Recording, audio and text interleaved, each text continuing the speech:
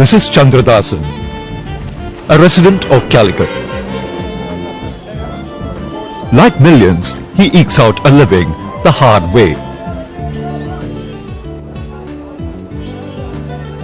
Making and selling aerated water is his family profession. Though not highly educated, Chandradasan is a well-known figure in Calicut. Not just for a soda water that quenches the thirst of ordinary people. Chandradasan is driven by a passion, one that may seem out of place in this day and age.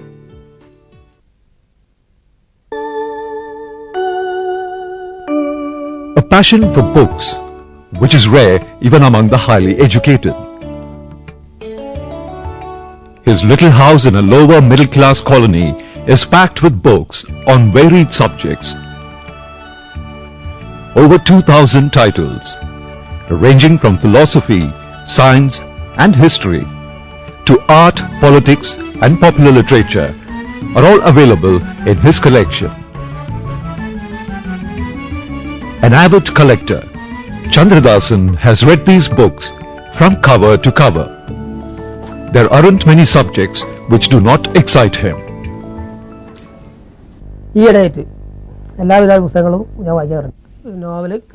Nowadays I read all sorts of books, novels, poems, stories, essays, everything. But my choice is for works that are rich in humanistic values. That's what I approve of. In Malayalam, I like Bashir. His works uncover all the bigotry of the society. Not only that, but his works create an opposition against the bigotry in the minds of the readers. This gives rise to a process of reform in the society.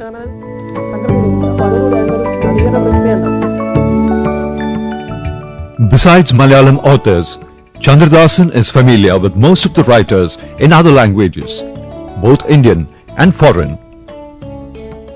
He seldom misses a new title from his favorite authors. He has an appreciation for each of their individual style and treatment. Another writer I like in Malayalam is Emmrc Nair. Among his works, I like best his novel Rendamuzham, which is based on Mahabharata. Mahabharata is a work in which all characters move along with equal importance. But Emmrc narrates the story from Bhima's point of view. Recently, I read a similar work, Korea writer Pratibha Roy's Draupadi. Here the story of Mahabharata is narrated from a woman's point of view. On comparing their works, I can draw a parallel of an artist mechanically copying a classic painting. No matter how much he tries to be close to the original, he leaves a mark of his own.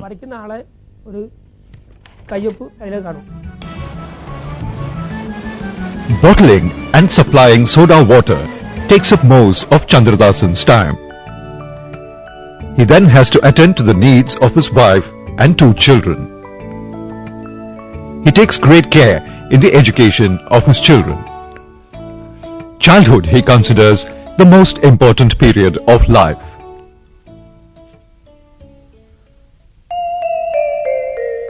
Chandradasan became an avid reader at a young age.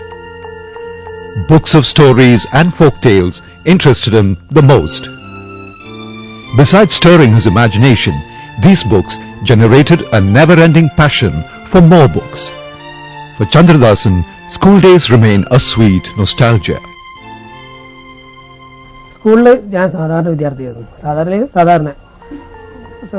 I was just an ordinary student at school, a very ordinary student belonging to the back rows, with no particular talents.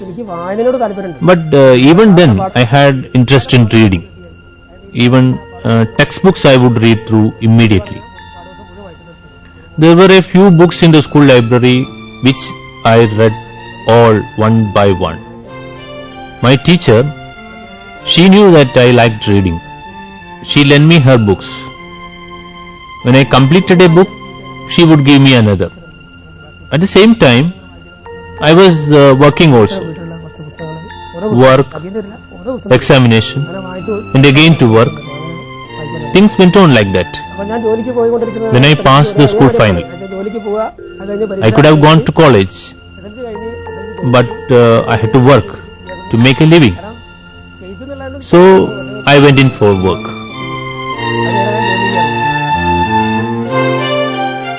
Discontinuing education, he set out pedaling along the hard course of life 25 years ago.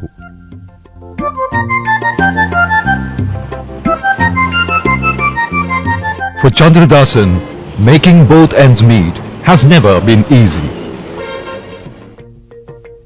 However, nothing has dissuaded him from pursuing his passion for books. At least once a week, he visits his favorite bookshops for the new arrivals.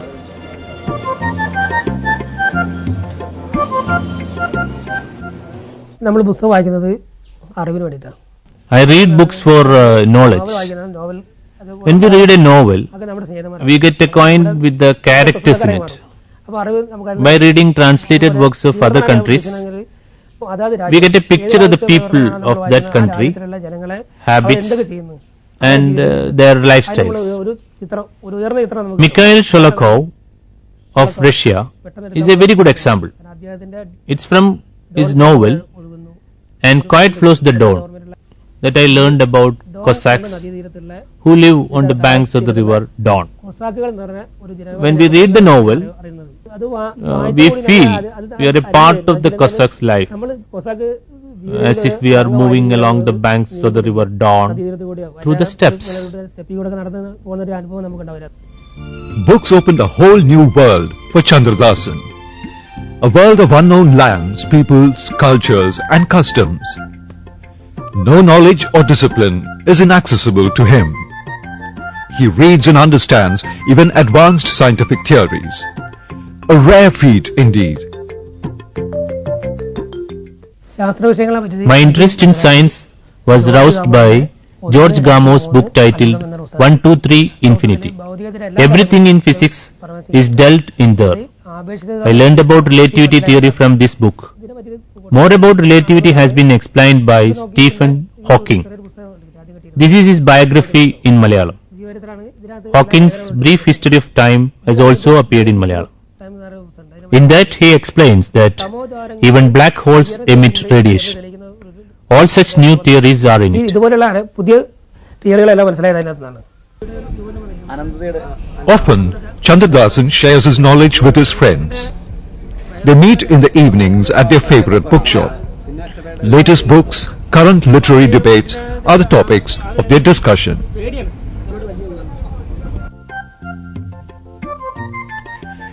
Chandradasan is keen on promoting the reading habit in others too. Anyone who is in need of books can borrow from his collection. However, not many approach him nowadays. Perhaps they don't find time for reading.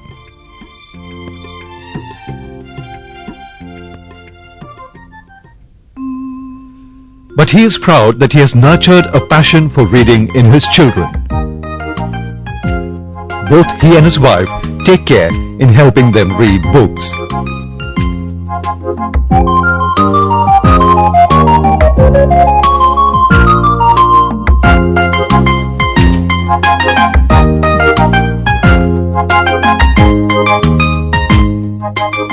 Chandradasan has also succeeded in introducing the children of his colony to the world of books.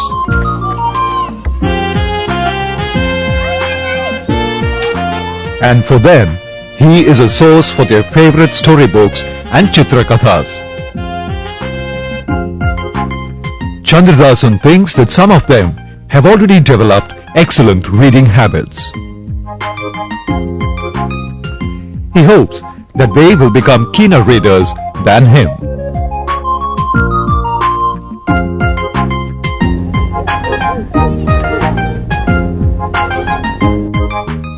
Chandradasan's journey continues. A journey worthy of emulation.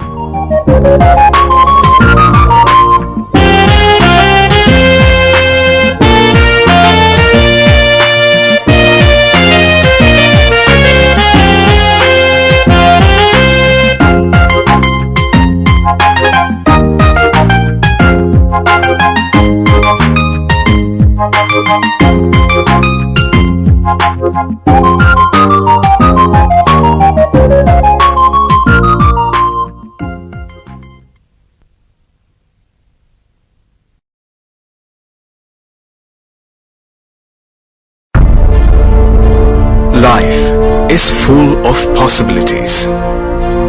Technology is one such possibility. It opens up immense potentialities for education.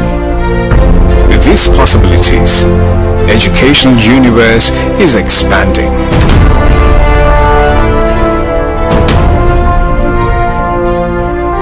It's a great moment for the learner to explore this expanding universe of knowledge, exploring the possibilities.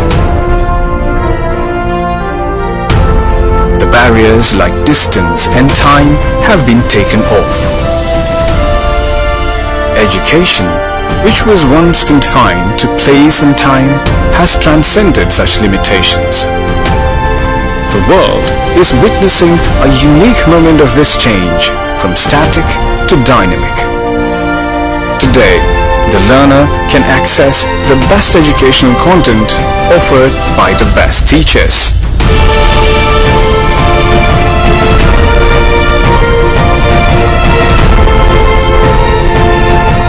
Our role is to actualize this change and facilitate this possibility. Educational Multimedia Research Center has been in the forefront of such a change since its inception. UGC established Emmrcs at different universities nationwide to record and make familiarize India's best laboratories, research developments, creative academic work, also ensuring the rich and vibrant cultural diversities of India portrayed through education channels. Emmrc at Calicut University was established in the year 1998. Consortium for Educational Communication (CEC) is the apex body coordinating the activities of 21 Emmrcs. Emmrc effectively utilize the broadcast technology to usher in the possibilities of worldwide classroom.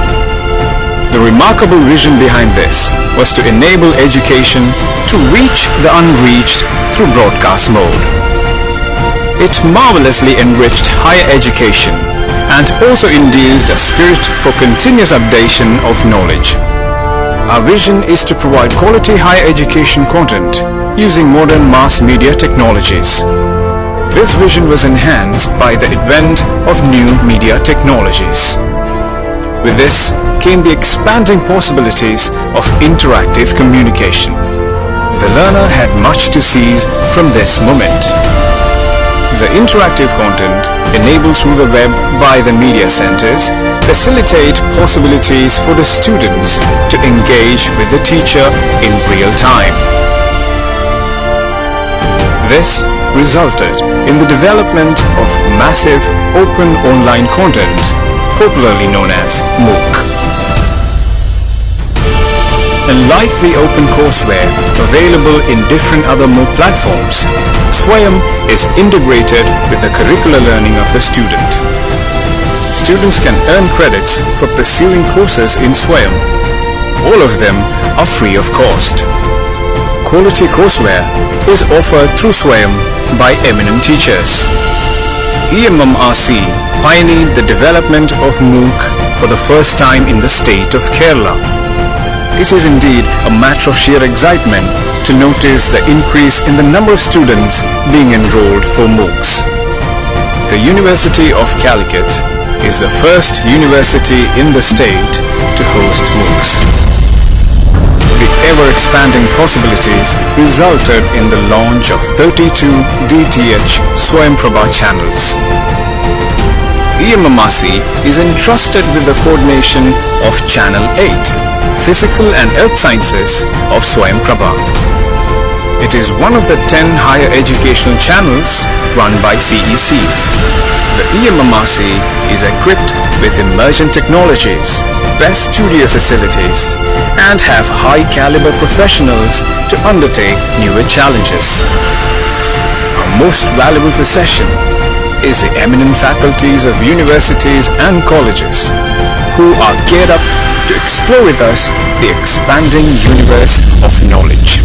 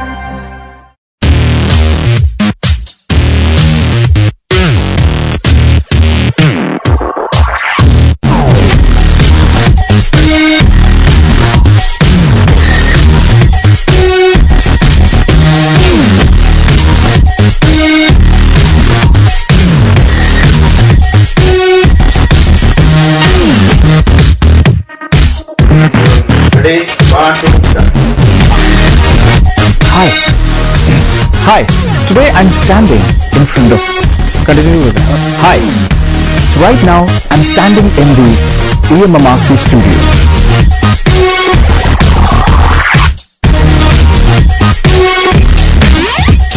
Hi, so right now I'm standing at the Emmrc studio and I'm surrounded by different studio equipments, the lights, cameras and even a teleprompter in front of which I'm standing.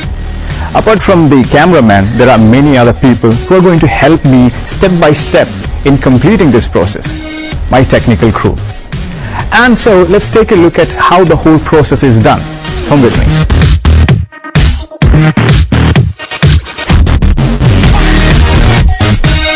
Multimedia instructional messages uses words and pictures that is intended to promote learning.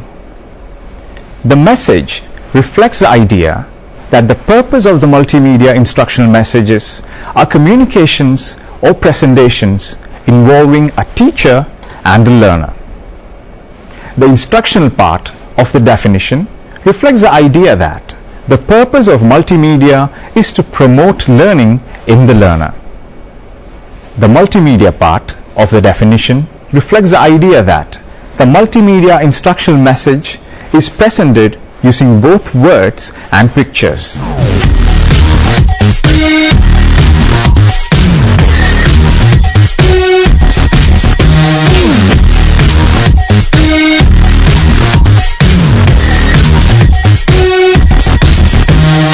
Alright, now let's take a look at the presentation on lightning storms.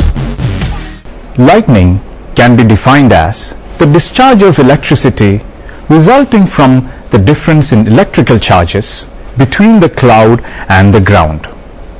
When the surface of the earth is warm, moist air near the earth's surface becomes heated and rises rapidly, producing an updraft. As the air in these updrafts cools, water vapor condenses into water droplets and forms a cloud. The cloud stop extends above the freezing level. At this altitude, the air temperature is well below freezing, so the upper portion of the cloud is composed of tiny ice crystals.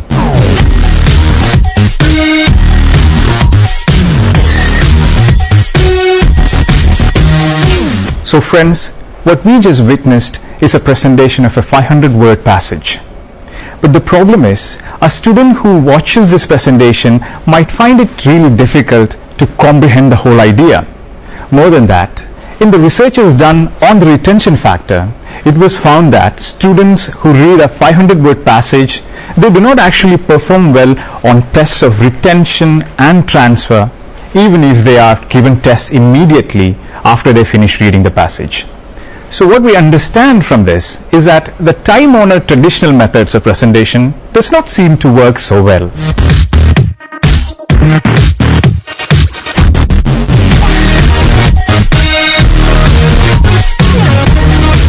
So what we're witnessing right now is the illustrator at work.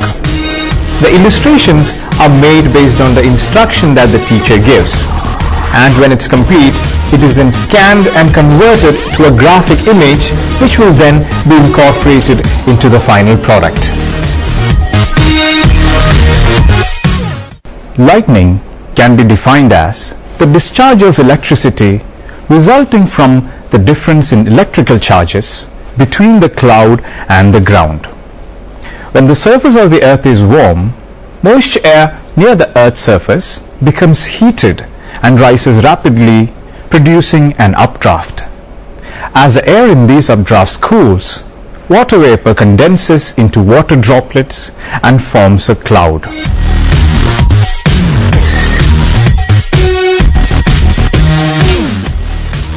Air rises, water condenses, water crystals fall, wind is dragged downward, negative charges fall to the bottom of the cloud, the leaders meet, negative charges rush down, positive charges rush up.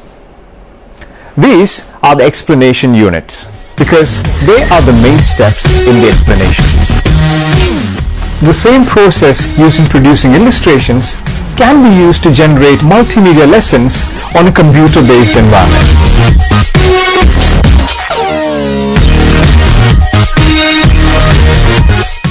Lightning can be defined as the discharge of electricity resulting from the difference in electrical charges between the cloud and the ground.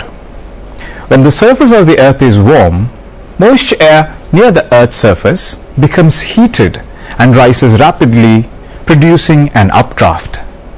As the air in these updrafts cools, water vapor condenses into water droplets and forms a cloud. The cloud's top extends above the freezing level. At this altitude, the air temperature is well below freezing, so the upper portion of the cloud is composed of tiny ice crystals. Eventually, the water droplets and ice crystals in the cloud become too large to be suspended by updrafts.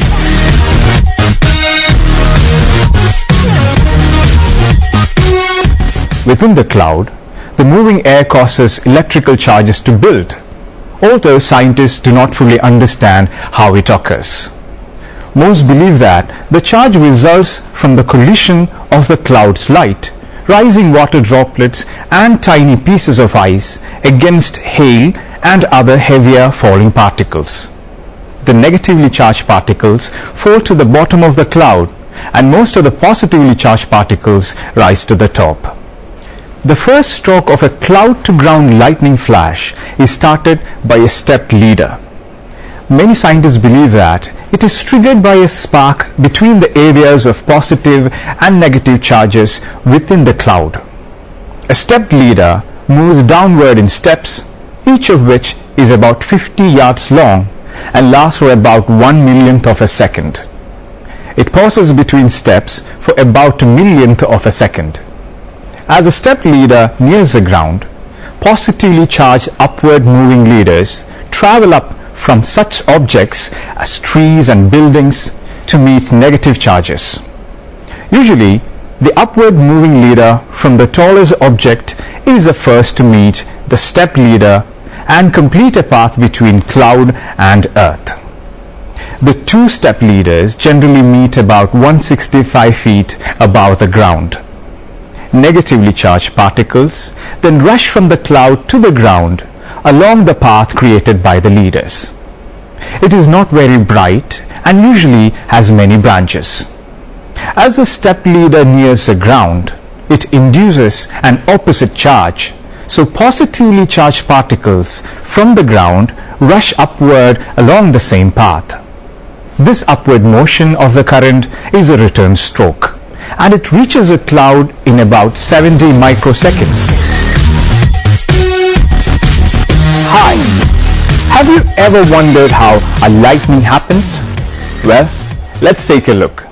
In the first step, cool moisture moves over a warmer surface on the earth and then it gets heated. In the next step, this warmed moisture, they start to rise rapidly onto the sky. Now this upward motion, this is the updraft. What happens here is that when the air in this updraft cools, the water vapor condenses into water droplets, and these water droplets then end up forming the cloud. Now, if you imagine that this is the freezing level, we can see that the upper part of the cloud extends above the freezing level.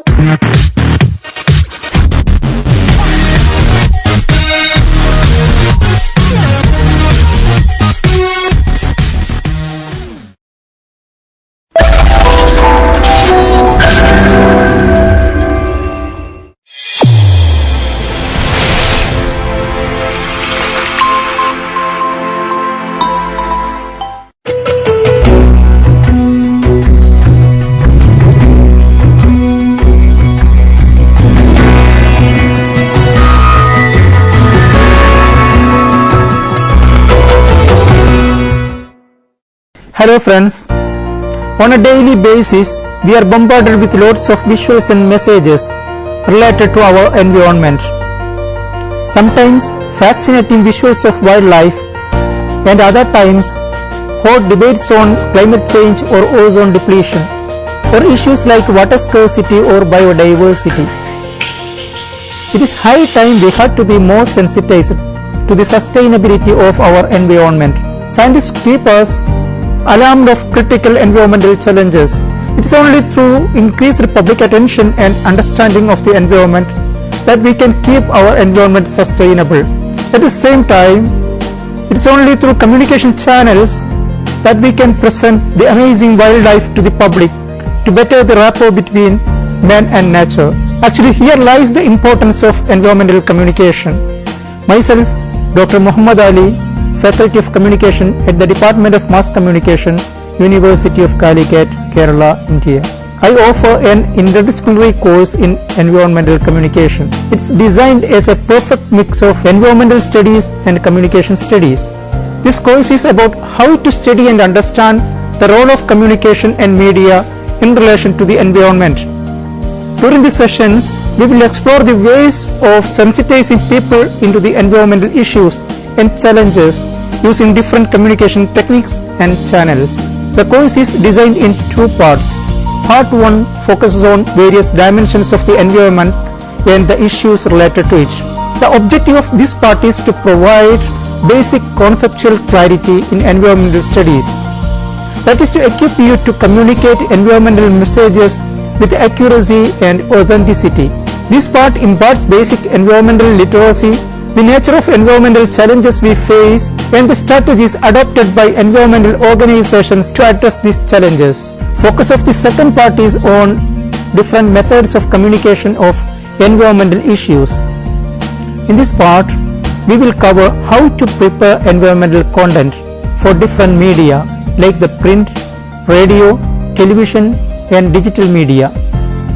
By attending this part, you can learn the basics of environmental photography, preparation of eco-friendly advertisements, and how to do public relations for environmental organizations. It also covers risk communication strategies, negotiation and lobbying techniques, and conflict communication methods.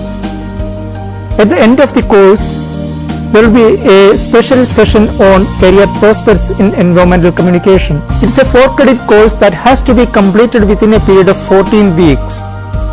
One module each will be uploaded in the first 3 days of the week, followed by interaction based on the modules covered.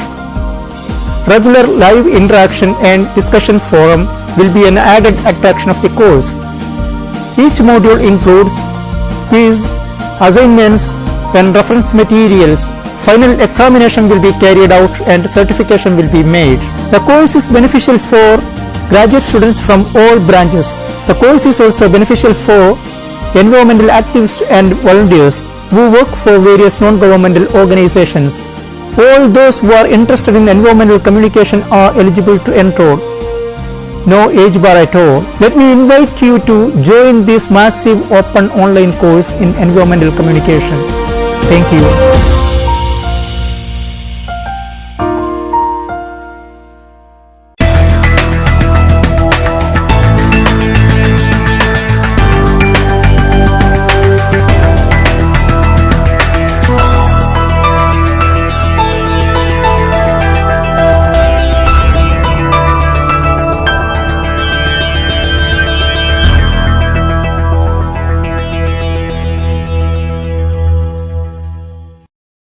Welcome back.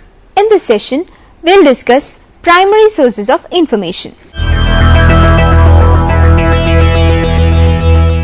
Sources of information are often considered primary, secondary or tertiary depending on the originality and proximity of when it was created.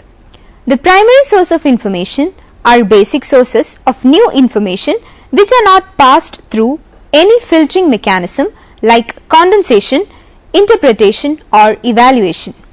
The documents in which such information is published are known as primary sources. Such information is not available in secondary sources. They are the first published records of original research and developments that have not been altered or distorted in any way. They exist of their own and usually contain original information on the first formulation of any new observation, experiment, ideas, etc. They are the resources in which the author for the first time supplies evidence, describes a discovery, makes or derives a new proposition, or brings forward new evidence about previous proposition. It is a fundamental authoritative document related to a subject of inquiry used in the preparation of a later derivative work. UNESCO defines a primary source as original scientific paper describing new research techniques or apparatus. Primary does not mean superior. It refers to the creation by the primary players and is distinguished from a secondary source, which is a historical work like a scholarly book or article built up from primary sources. The significances of primary sources are as follows. A subject becomes a discipline in its own right when independent primary sources begin to be produced in that area. The progress and development of a country directly depend on the primary literature that reports a new discovery. The information published in primary sources is newly generated, recent, current, full and up-to-date for all other investigators working in the same field. When any research or investigation or any concept is first published in primary sources, only it becomes the basic and original source of communication of information and reports quickly to be used by other users. Publication of primary sources of information avoids duplication in the research, thus saves time, money and labor to be spent on it. It also acts as a guide to the researcher engaged in the same field by pointing out what has been done and up to what level, etc. The primary source of information help in the compilation of secondary and tertiary sources of information. Often, primary sources of information may be the only source of information in existence. There are certain primary sources of information which remain unpublished. Very often, these may be consulted for historical interest. Such materials include laboratory notebook, memoranda, diaries, letters to and from a particular individual, company, etc. Primary sources may also be in other forms, including interviews, recordings, paintings, or even computer software, email correspondence and web pages.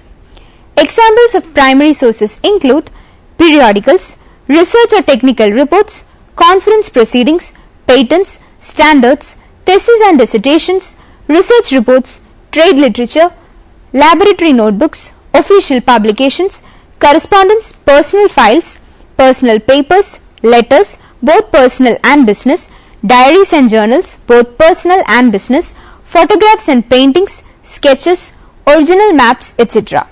Advertisements, posters and banners, memoirs, genealogy records, both personal or family and from public records, news footage, newsreels, videotapes or audio tapes, etc.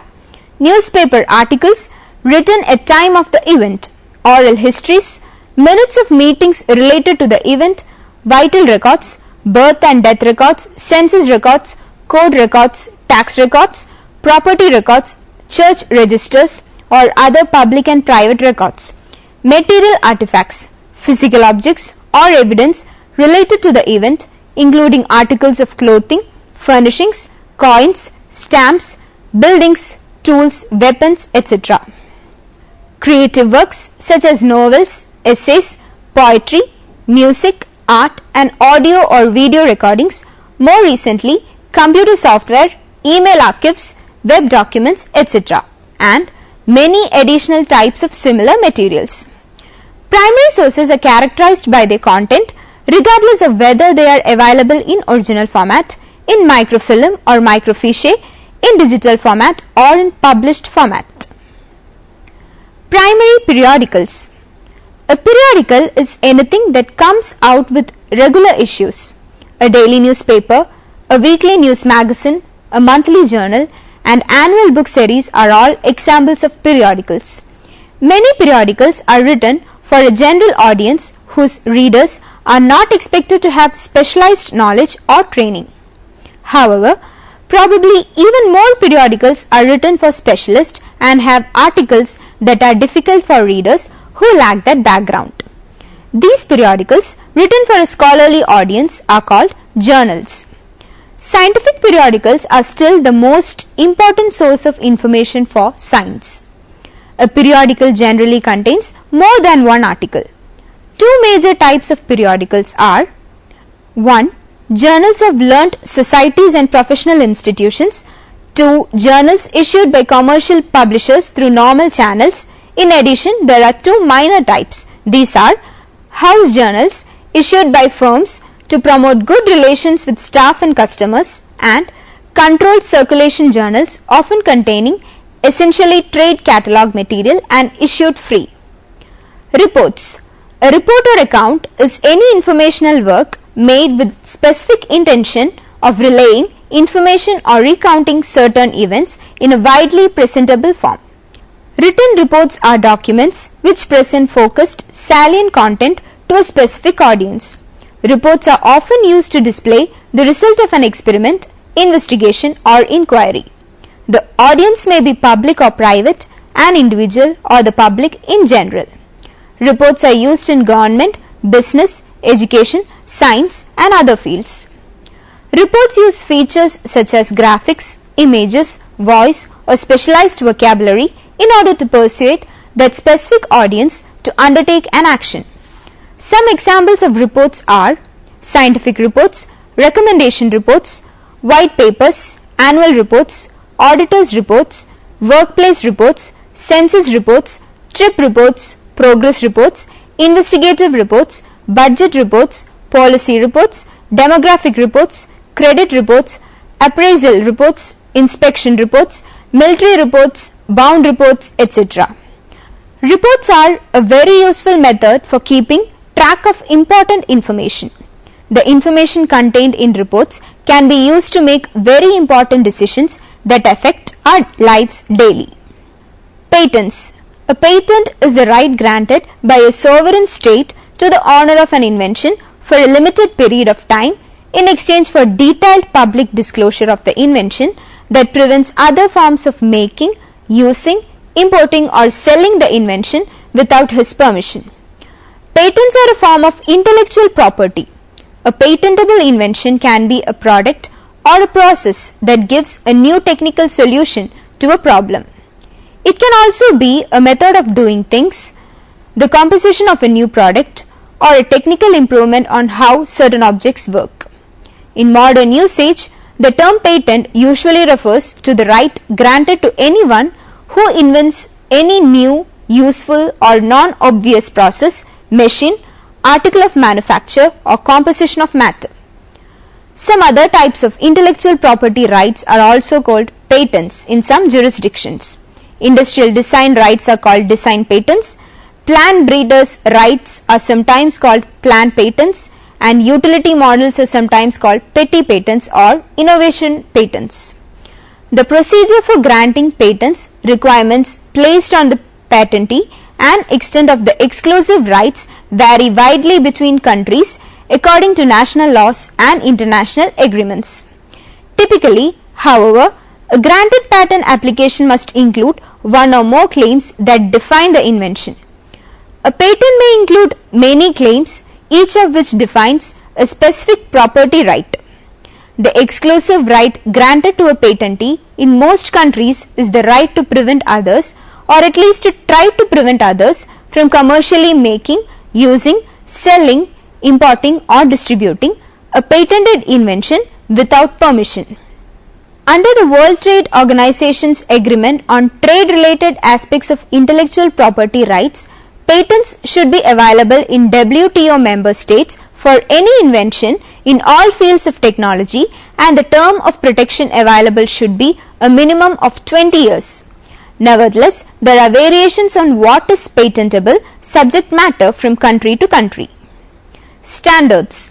A standard is a document that provides requirements, specifications, guidelines, or characteristics that can be used consistently to ensure that materials, products, processes and services are fit for their purpose. Standards are unit or measures in terms of weight, size, lengths, qualities, composition, process of production, etc. established by national and international organizations. Standards are finalized after thorough testing, research and study. The importance of standards in any industrial community is well known. To sustain the complicated mechanism of preparation, agreement and observance of standard practices in the various industrial and manufacturing processes, methods, measurements, terminologies, etc., there is need for a different type of information services. The standards are the best sources for such information. In non-industrial areas also, unification of practices through standards is being gradually attained. All standards are usually listed in the standardizing body's handbook, or list and selected standards are also noticed or reviewed in technical journals. Standards are also noticed in national and subject bibliographies. The information content of standards varies according to the nature of them.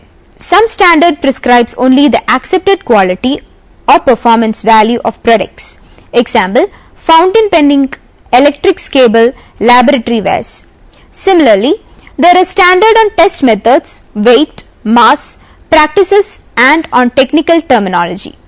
The information content will naturally vary in all these standards. Specifications. A specification is a detailed, exact statement of particulars, especially a statement prescribing materials, dimensions and quality of work for something to be built, installed or manufactured. It is an explicit set of requirement to be satisfied by a material, product or service. The technical specification may be developed privately, for example, by a corporation, regulatory body, or it may be developed by standard organization, which often have most diverse input and usually develop voluntary standards. The word specification merely refers to the act of to state explicitly or in detail or to be specific. A specification may refer to a type of technical standard. An in-service or maintained as specification specifies the condition of a system or object after years of operation, including the effects of wear and maintenance. Specifications may also refer to technical standards, which may be developed by any various kinds of organizations, both public and private. Example, organization types include a corporation, a consortium, a trade association, a national government, including its military, regulatory agencies and national laboratories and institutes, a professional association, a purpose-made standards organization such as ISO, or vendor-neutral developed generic requirements.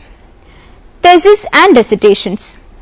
A thesis or dissertation is a scholarly document submitted in support of candidature for an academic degree or professional qualification, presenting the author's research and findings. In some contexts, the word thesis or a cognate is used for part of a bachelor's or master's course, while dissertation is normally applied to a doctorate, while in other contexts the reverse is true. The term graduate thesis is sometimes used to refer to both master's thesis and doctoral dissertations. Dissertations and thesis may be considered to be grey literature. The required complexity and or quality of research of a thesis or dissertation can vary by country, university or program. Therefore, the required minimum study period may vary significantly in duration. Laboratory notebooks. A laboratory notebook is a primary record of research. Researchers use a lab notebook to document their hypothesis, experiments and initial analysis or interpretation of experiments. The notebook serves as an organizational tool, a memory aid, and can also have a role in protecting any intellectual property that comes from the research. The guidelines for lab notebooks vary widely between institution and between individual labs, but some guidelines are fairly common. The lab notebook is typically permanently bound and pages are numbered. The lab notebook is usually written as the experiments progress rather than at a later date. In many laboratories, it is the original place of record of data as well as any observations or insights. For data recorded by other means, the lab notebook will record that the data was obtained and the identification of the data set will be given in the notebook. Many adhere to the concept that a lab notebook should be thought of as a diary of activities that are described in sufficient detail to allow another scientist to replicate the steps. In laboratories with several staff and a common laboratory notebook, entries in the notebook are signed by those making them. Memorandum. A memorandum is an informal written brief, note, record, reminder or summary used as a means of communication or to outline the terms of an agreement in its draft stage. A memorandum can have only a certain number of formats. It may have a format specific to an office or institution. In law specifically, a memorandum is a record of the terms of a transaction or contract, such as a policy memo, memorandum of understanding, memorandum of agreement, or memorandum of association. Alternative formats include memos, briefing notes, reports, letters, or binders. They could be one page long or many. They may be considered as grey literature. Minutes of meetings. Minutes, also known as protocols or informally notes, are the instant written record of a meeting or hearing. They typically describe the events of the meeting, starting with a list of attendees, a statement of the issues considered by the participants, and related responses or decisions for the issues. Minutes may be created during the meeting by a typist or reporter who may use shorthand notation and then prepare the minutes and issue them to the participants afterwards. Alternatively, the meeting can be audio recorded, video recorded, or groups appointed or informally assigned secretary may take notes, with minutes prepared later. Many government agencies use minutes recording software to record and prepare all minutes in real time. Sources of information are often considered primary, secondary, or tertiary depending on their originality and proximity of when it was created. Primary sources are original materials. They are from the time period involved and have not been filtered through interpretation or evaluation. They are original materials on which other research is based. They are usually the first formal appearance of results in physical, print, or electronic format. They present original thinking, report a discovery, or share new information. Now, let us try to answer the following questions. What is a primary source of information? What is a patent? What is a specification? What is report? What is a memorandum? Here are some references for your further reading. Information Sources and Services, PSG Kumar, BR Publishing Corporation, Delhi. www.loc.gov/teachers/using primary sources/mla.html. http://guides.library.ucsc.edu/primary secondary. Hope the session on primary sources was useful for you. See you next time. Until then, bye.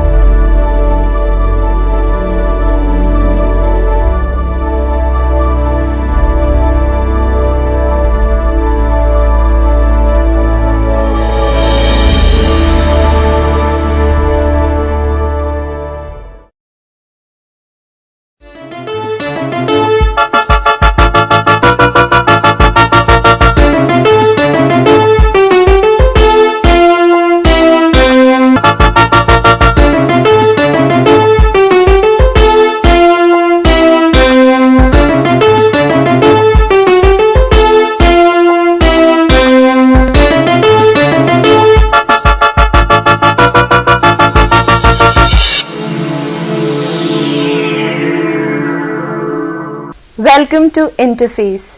Our today's session will be enlightened by the presence of Professor P. Jayachandran, an expert in the field of psychology.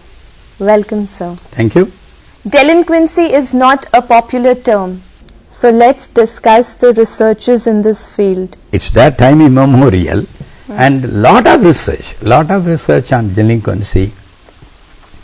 A famous psychologist by name Cyril Burt in England, he created the best document on delinquency first, 1920s. It's a marvelous classical book, and after that psychologists are paying lot of interest for juvenile delinquency. In a way, I have done some work on juvenile delinquency for 2 years, a research degree. In that, I have elaborately done on pickpocketing. So in one criminology conference, I presented a paper, and the Andhra IG said, give him a nice job, otherwise if he indulge in that, we cannot catch him. Thoroughly we have studied. We have information very clearly how to reform these children. Only thing, we have to apply that. Sir, do you think there's a role of heredity? Very few cases, yes. Very few cases. This is a highly debatable point. Heredity and crime. And many people were in the crime, they call the psychopathic tendencies. They don't feel a kind of guilt in them, and they always indulge in that. That blood composition is different, the genetic code is different, that's what say. But that is a very microscopic minority. That also we can find out in the childhood days itself. The deviant behavior, if they are, that's what the school psychologists, if they are working there, they can identify that very clearly. This boy, with all our support, if there is a deviant behavior, then we can definitely find a solution to that. It's not that difficult. So, and after a term in the juvenile home, do you think the probability of committing future crimes in the society is brought down by that term? So, see, or are they equally vulnerable to the crimes? It's a good question, difficult question to answer, because how each home is following the rehabilitation process, how they prepare the child. And probably, since I am a psychologist, I am not trying to tell psychologists are great like that, but there must be a person in the home and understand them and try to help them to come out from the problems. Yes, and they say the juvenile homes with other juvenile delinquents, they learn lot of bad things and come out as a graduated criminal. But some of them definitely good. They are also reformed and they go and do that work very efficiently. So, but do you think that at the tender age as well as the age before 18 years, do you think all the juveniles should be kept together? Don't you think the 18 is almost into an adult age, so that is going to affect the younger inmates of the juvenile home? Yes, these are some of the problems. The government should look into that. And for example, in some other countries like the Scandinavian countries and other countries, these people are sent to small group homes. The homes will be only 5 or 6 in number, and there will be a parent and father and mother and other people there, and that means, you know, as a father and mother in any house, the intervention is taking place. This will be much more good, and by law in many countries they have closed down this kind of large institutions. So foster care, some people adapt these children, and that kind of possibilities we have to explore in this country. Our number is huge, that's one problem, and also the police should be trained well, because they want to do something, they put somebody into that. That kind of thing we should avoid. So as far as delinquency is concerned, is there again a gender bias? Are boys leading in number? Yes, boys leading in number because they have more opportunity to go to the public and move around, and they indulge in this kind of activity, and girls less. But surprisingly, the crime on the girl side also on the increase, because again the same causes: negligence by the family and negligence by the school. These two are the key factors for delinquent act. I will say like that. If the school psychologists work with them well, if they get the family counseling well in the houses, I think we can avoid this to quite an extent. So, sir, can we generalize that the socio-economic causes are leading to delinquency? In a way, not in all. Not in a way, yes. Yes. Because the basic needs, human needs, basic needs should be satisfied. For example, food, water, shelter, sleep. I will just give an example. World Vision, there is a big organization funding school projects in many places. They said in one district in Tamil Nadu, girls' school are very good, boys' school are very bad. We are funding the same school. Why don't you go and find out why? When I went there, I found the boys' school excellent, girls' school, I never liked that school. Because the boys, the charge during holidays, they close the hostel, they jump over the wall and stay there. It is against the law. Because the boys, they don't have a house to sleep, place to sleep in the house, it's a thatched shed, no electricity, no water, nothing. Basic needs are not there. To get that, they go there and get it. It's available in the school, it's all locked, they use it. And this, they should not complain to me. The school should plan it in such a way, okay, during the holidays how to manage them. They should plan. The other best school is a regimented life. The girls, oh my God, that they were no freedom at all, no freedom for them to grow, no autonomy, no self-expression. This all will kill the psychological needs of a person in the development. And I wrote really to the international organization, this is my observation. They have taken it seriously, and we started helping that school how to change that. And human dignity, we call the self-esteem of the individual should not be affected at any cost. Self-expression should be there. Autonomy should be there. And any success you do, that should be appreciated.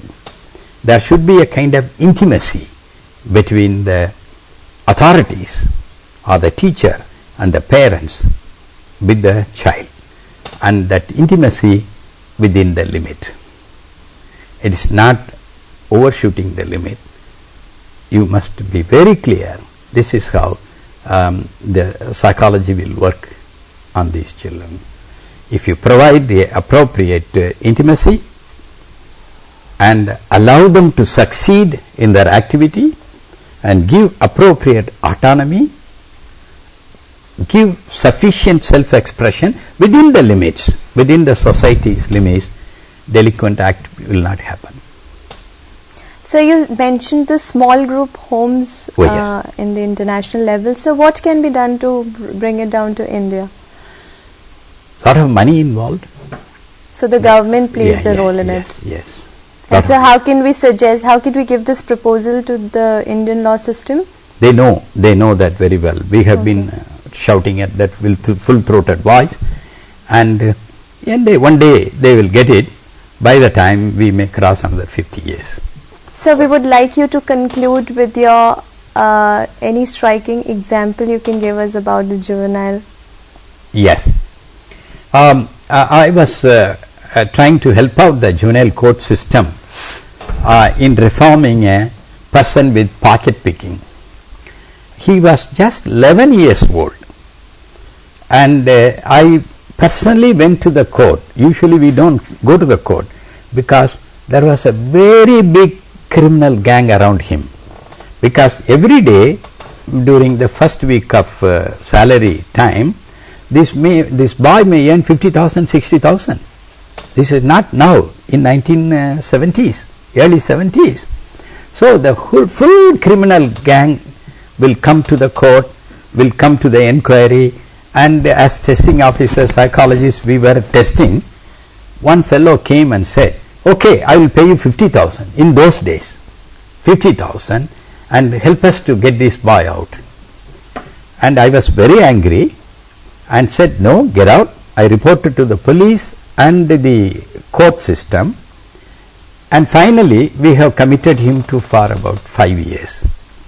The boy developed a lot of intimacy with me, relationship. His pet name is Andali. Maybe he is somewhere, if he sees that interview he may know. And he said, sir, you could have taken the 50,000. Anyhow, from the court I will run away, from the judicial custody I will run away. You could have gained. You are so good to me. And I laughed, and I have given strict instruction to the court officials that this boy is likely to do this, please watchful. I was in Bombay one day. He was in just near the Metro Theatre. Sir, I am here.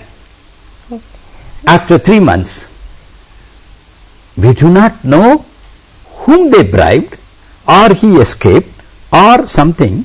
They should listen, the authorities should listen to us, because we are doing a kind of voluntary work for them. It's a big failure. You would have hardcore pickpocket. You cannot do that at all.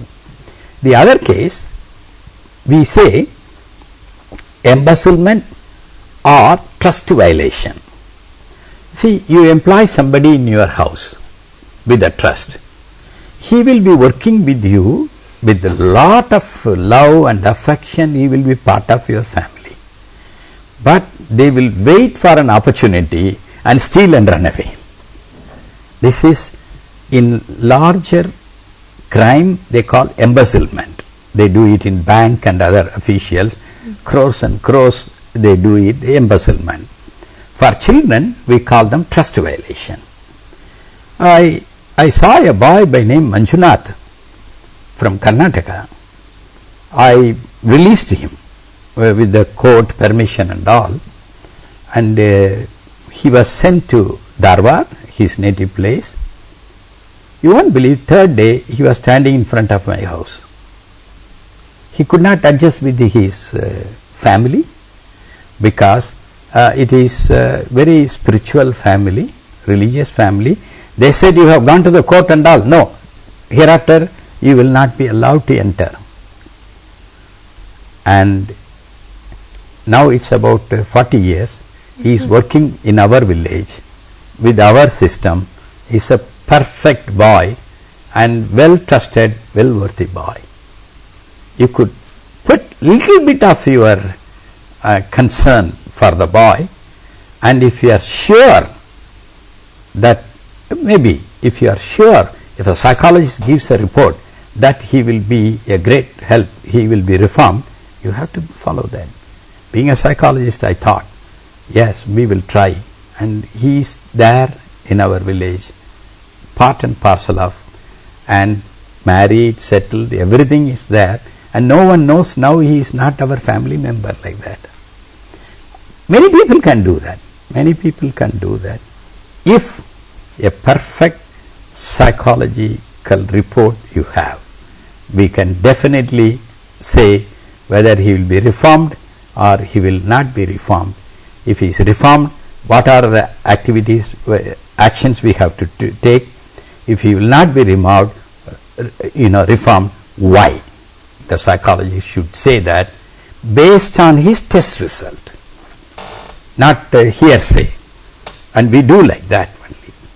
And with that, maybe we can reform a person. Definitely all the possible avenues are there if our psychologist friends also do a thorough job. Thank you so much, sir. I'm sure the session was enlightening for all. Thank you.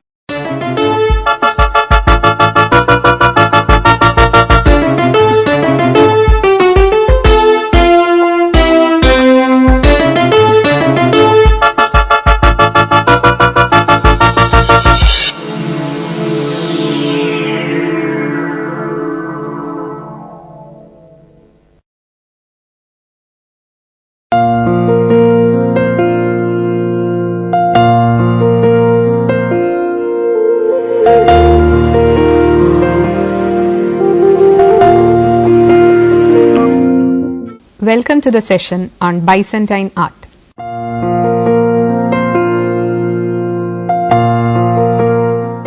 In this section, we'll mainly discuss the Byzantine art. But in fact, there is no chronological, geographical or artistic line to clearly distinguish Byzantine art from the early Christian period. However, in the course of the discussion, we'll make attempt to identify what makes Byzantine art Byzantine. We will begin with mosaic, a new pictorial medium lavishly used in both early Christian and Byzantine arts. Mosaics. In 330 BC, Constantine the Great shifted his imperial capital from Rome to the affluent Greek commercial city called Byzantium. Since then, it came to be known as Constantinople. The rapid growth of architectural construction devoted to the new religion was first concentrated in Constantinople or Byzantium. It later spread at the length and breadth of the empire. The emergence of imposing architectures as opposed to the pagan temples all of a sudden gave rise to an important problem that history had not witnessed so far. The problem was how to decorate the vast blank walls inside the huge basilicas, reflecting the magnitude of the power and the splendor of the imperial religious authority. This was answered by a new form of pictorial art, replacing to a great extent the older and cheaper medium of mural painting. The new medium was mosaic. To be more correct, mosaic was not entirely new. Images in mosaics were made of small pieces of colored materials set in plaster or mortar. To decorate architectural surface, this was in vogue in Sumerian culture as early as 3rd millennium BC. The Greeks, particularly in Hellenistic period, used pebbles, but the Romans refined the technique by introducing small cubes of marbles called tesserae. This enabled the mosaic artist to make faithful copy of the painting as seen, for instance, in the Battle of Alexander. With a few exceptions like this, the Romans largely employed mosaics for floor decorations, in which a pictorial narrative on a specific theme was hardly portrayed. Considering this fact, we may note that the way in which the mosaics used in early Christian art strikes a different chord. The extensive and complex pattern of wall mosaics of early Christian period is in essence without precedent. The color range of Roman mosaics was rich in gradation but had a conspicuous lack of brilliance, as its production completely depended on color marbles available in nature. In a striking contrast, in early Christian mosaics, the tesserae were made of colored glass, which offered colors of a far greater range and intensity than marble tesserae. Each tesserae, set slightly tilted to one another, thus made itself capable of receiving even the dim light emanating from the traditional silver lamps and candles lit in the basilicas while Mass was conducted in night. This shiny, glittering aspect of the skewed glass faces of the mosaic brings about the overall surface a shimmering, immaterial screen rather than a solid, continuous surface. These additional features of glass mosaic made itself an ideal and enduring medium reflecting early Christian architectural aesthetics well in tune with the imperial grandeur. The process of making glass tesserae involves painstaking work. Glass tesserae were made out of a compound of sand, soda or potassium lime with metallic oxide which determined hues. Hardened sheets of glass were cut into tesserae of approximately cubic shape. To prepare gold mosaics, gold leaf was placed on a glass sheet and liquid form of glass was applied over it and heat applied to bond the glass layers, effectively embedding the gold leaf within glass. Equally painstaking was the setting of the tesserae on wall surface. Hundreds of thousands of tesserae were needed. They were made at the site where visual images in mosaics to be produced. The process usually began by applying multiple layers of plaster to a wall, and tesserae were laid into still fresh plaster which allowed tesserae to submerge at least half the surface. As this complex process was labor intensive and so much time consuming, only a small section of the wall could be completed a day. By all means, mosaic production was a costly enterprise. It was 4 times more expensive than wall painting. But its durability and its colorful shimmering visibility in night came to justify its expense. At this moment, we have to look at one more problem that the world of Christianity once again confronted with. How to decorate the Christian basilicas mentioned above was not only a question related to the medium, but was also an equally significant question as to what to decorate with. Because here again, the issue of image worship that was condemned in the Bible caused very violent disputes. All devout Christians objected to large lifelike statues representing God or his saints being placed in the church. However, they thought of pictorial forms in different terms. Painting or mosaic was thought to be useful because they helped remind the faithful of the teachings they had received and kept the sacred memories alive. The western part of the Roman Empire upheld this view. Pope Gregory the Great of late 6th century AD was in line with this view. He argued that many members of the church remained illiterate and for the purpose of teaching them these images were as useful as the pictures in a picture book are for children. Painting can do for the illiterate what writing does for those who can read, he said. Ever since, this interpretation was of immense importance for art, but the art implied in his view was of a special kind. Since the Christian messages to be easily communicated to the illiterate onlooker, the story had to be presented with a great deal of clarity and simplicity. This aspect of being simple, clear and straightforward set the tone and tenor of the Byzantine mosaics hailing from the 6th century onwards. The mosaic decoration, the Good Shepherd, appears in the mausoleum of Galla Placidia of Ravenna of this period, for instance, would provide us a general idea about the way in which the new medium was put to use. Often appears in standing posture, the Good Shepherd of the catacomb paintings recurs here, but in a seated posture against a landscape. As we have already seen in the Junius Bassus sarcophagus, here too the Good Shepherd is a young man with many attributes borrowed from imperial art. His halo comes from representations of the emperor as Sun King, and his gold robes and purple scarf are traditional signifiers of royal stature. These attributes are appropriate to a commission by the imperial family, but equally significant is the way formal features further the message, and perhaps here there is a paradox. While Christ, with realistically modelled face and flowing hair and garments, sits comfortably in a lush landscape with sky blue background, the prevalence of gold denies naturalism to the scene.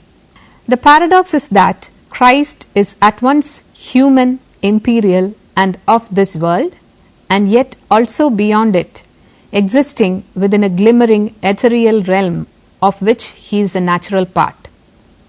It seems to suggest that while Greco-Roman art stressed the three-dimensional aspects of reality, early Christian mosaics transformed the ancient illusionistic realism in favor of the new religious teachings. This stylistic transformation of Greco-Roman art and its illusionistic realism manifests itself in a better terms in another instance of a mosaic depiction of miracle of loaves and fishes. Done in about 520 AD in the Basilica of S. Apollinaire Nuovo in Ravenna, it depicts the story from the Bible in which Christ fed 5,000 people on 5 loaves and 2 fishes. But the expected large crowd in divergent postures and expressions as part of the theme is strikingly absent in the scene. A long-haired, beardless Christ, as he lived in the imagination of this period, appears in the center with 2 arms stretching out in blessing posture. 2 apostles on either side offer him the loaves and fishes with which the miracle is about to be performed. The apostles concealed their hands with the robe as a gesture of reverence, as subjects offering tributes to their rulers used to do at that time. It lends it the look of a solemn ceremony. The way the whole composition was conceived altogether in a different mode, in fact, talks about strikingly different expressive content of the story. It was not only a representation of a miracle that had happened some years in the past, but it presents itself in such a way that a celestial world just unfolded itself before the faithful. So much so that Christ appears against an ethereal world of golden background as opposed to natural surroundings and looks steadfastly at the devout spectators. Because it is whom he is going to feed. This explains the sheer absence of the crowd within the narrative frame. The depiction of the figures in this innovation may look rather stiff and rigid, but we have to approach them from a different angle. An insightful explanation in this direction was given by E. H. Gombrich. In his words, there is nothing of the mastery of movement and expression, which was the pride of the Greek art and which persisted until Roman times. The way in which the figures are planted in strict frontal view may almost remind us of certain children's drawings, and the artist must have been well acquainted with Greek art.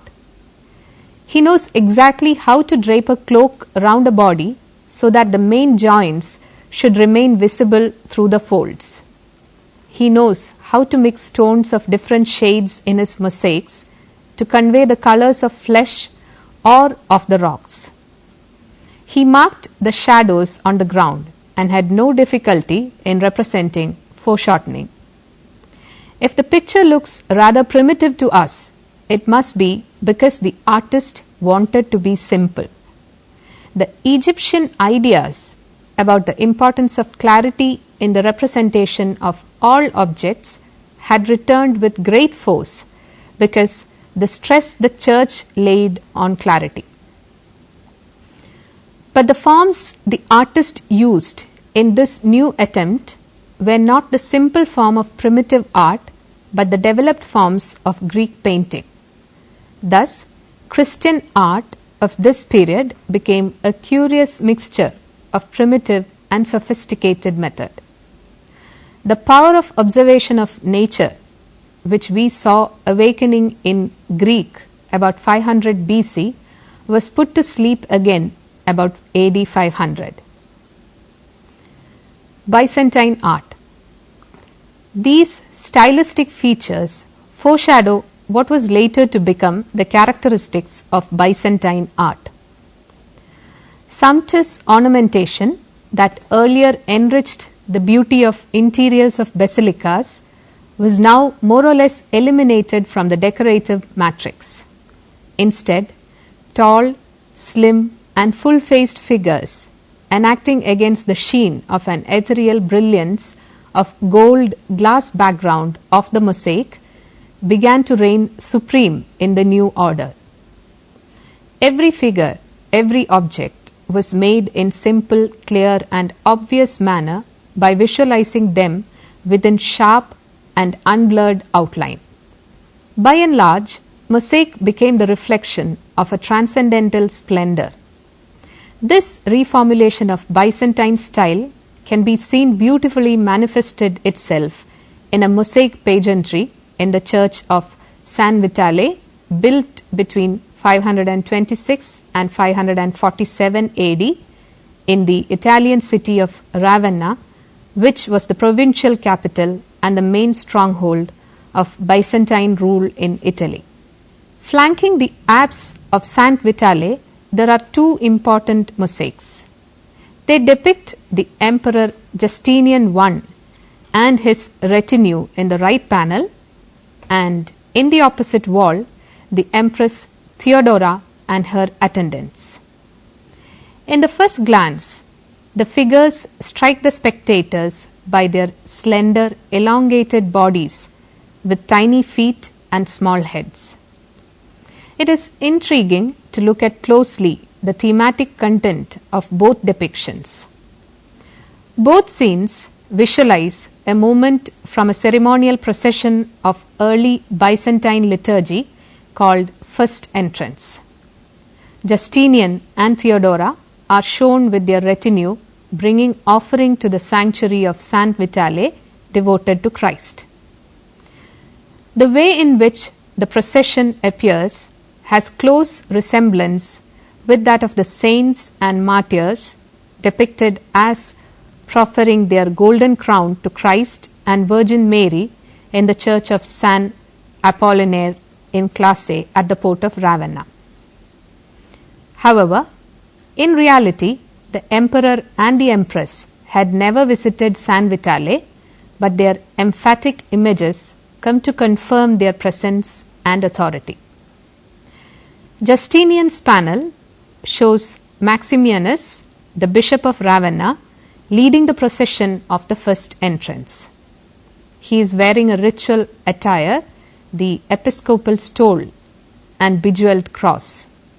Two deacons accompany him, one carrying an incense burner and the other a bejeweled gospel book, which, as a symbol of Christ and the word of God, will be placed on the altar.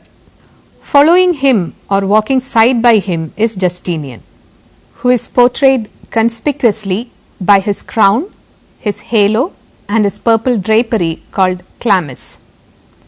He holds a golden bowl containing bread, which will be placed on high altar. He is immediately followed by Argentarius, who financed the building of San Vitale, on his left, and the general Belisarius, who recaptured Ravenna from the barbarians, on his right. In the extreme right, the emperor is accompanied by his bodyguards carrying a shield with the Chiro monogram, a combination of the first two letters for Christ in Greek, the language of early Christians. The opposite panel shows Theodora and her attendants entering one of the doors from the churchyards. Corresponding to Justinian's appearance, she is also shown in purple chlamys with crown and halo, suggesting the embodiment of both political and spiritual power. The chalice she carries and the figures of Magi embroidered at the hem of her chlamys further seem to suggest that the act of offering that she is presently engaged in is as much divine and solemn as what Magi did to infant Christ. It is quite evident that an inordinate stillness and silence pervades the two panels. Devoid of any natural movement and expression, all figures seems to advance in a prescribed order, following the way they move in the royal ceremony. It may be so because the ritual language of gestures, unlike those of everyday life, could exalt the emperor and the empress to a supramundane world. Going in tune with this idealizing process, Byzantine art transformed the sensual aspects of human body into flattened ones, emptied of weight and substance. It could now float in the air without any real contact with nature. Probably this extra human quality causes the figures to cross their feet without crushing each other's toes, and instead of looking ahead of their way, they gaze straight at the spectator with their wide opened eyes, as if they are very conscious of being watched by the faithful. In spite of all attempts towards abstract principles and transcendental leaning that the Byzantine art had expressed, it is hard to deny all traces of inclination for naturalism. The portraits often appear as part of the rigid style of Byzantine compositions are astonishingly lifelike. Observing this stylistic disparity, Arnold Hauser says, "The harmonious way in which this conflict of styles is resolved is perhaps the most remarkable feature of this art. The portraits of the emperor and his wife and of Bishop Maximian make just as convincing an impression and are as lively and appealing as some of the best portraits of the later Roman emperors." In spite of all stylistic limitations, it was apparently no more possible to abandon truth to life, at least in the portraits. Particularly in the portraits of well-known personalities, it was impossible entirely to ignore their personal characteristics. Manuscript illuminations. The rigid compositions and stylistic pattern identifiable with Byzantine art is hardly felt in the ivory carvings or in the illustrated books. Greco-Roman art still exerts a considerable influence on these small-scale art forms at this time. Moreover, we must note that it is during this time that miniature painting or book illustration first came to be an important art form. The term miniature derived from minium, a red pigment used to outline figures. One of the best examples of Byzantine miniatures is the Vienna Genesis, an illustrated page from which shows a biblical narrative of Jacob wrestling with the angel. Unlike the scenes depicted in the mosaics, a number of scenes of the story is narrated in a sequence along a U-shaped order in which progression in space corresponds with progression in time. This method is called continuous narration. Its root can be traced back to Egyptian and Mesopotamian art. Art after iconoclasm. An edict issued by the Emperor Leo III in 730 ordered the destruction of Christian religious images. It gave rise to violent and continuous conflict between iconoclasts, icon smashers, and iconophiles, icon worshippers, that lasted for the next 113 years. Iconoclasts, in fact, were not against art, but against the production and worship of icon. Icon in Greek meaning images. While they were in political power, religious structures were richly decorated in mosaics with a set of secular themes from the Bible, like the Psalms of Solomon or beautiful description of a garden, and so on. However, the final defeat of iconoclasm was officially proclaimed in 843. Ever since, the mosaicists were engaged in the production of large, imposing figures of the Virgin Mary and Christ in an unprecedented grandeur. They appear in the high vaults of large churches like the Hagia Sophia in Istanbul or in the dome of the Church of Daphne near Athens. Mary, worshipped as Divine Mother over the centuries, now assumes more and more importance as a mother of mankind. She is represented as the Queen of Heaven enthroned on the cushions of Byzantine royalty. Similarly, a new tradition was introduced in placing Christ in the dome as the Pantocrator or the ruler of universe, which seems to reflect the triumph of the iconodules over the iconoclast. Image of Christ as such became normal in the Byzantine churches from now onwards.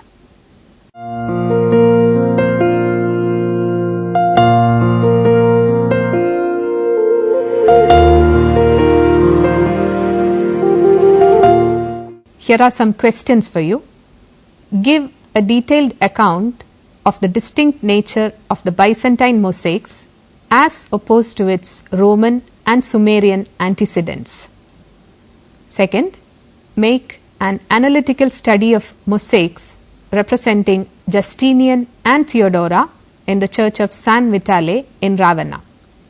Third, talk about the conspicuous change that took place in Byzantine art after iconoclasm was defeated.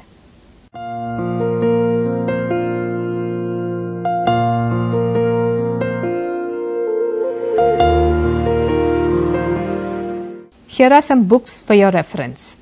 Hugh Horner and John Fleming, The Visual Arts, A History. Prentice Hall Inc., Englewood Cliffs, NJ 1984. E. H. Gombrich, The Story of Art, Phaidon Press, London. Penelope J. Davis, Walter B. Denny et al., Jansen's History of Art, The Western Tradition, 7th edition. Prentice Hall, NJ 2007. Paul Grossley, The Early Middle Ages in Dennis Hooker edited History of Western Art, Pipit Press, Box Tree Limited, London 1994. Arnold Hauser, The Social History of Art, Volume 1, Vintage Books, New York 1985. Andre Grabar, Byzantine Painting, Historical and Critical Study, Skira Macmillan, London 1979. Here we conclude this session on Byzantine art. We'll meet again for another session. Till then, bye.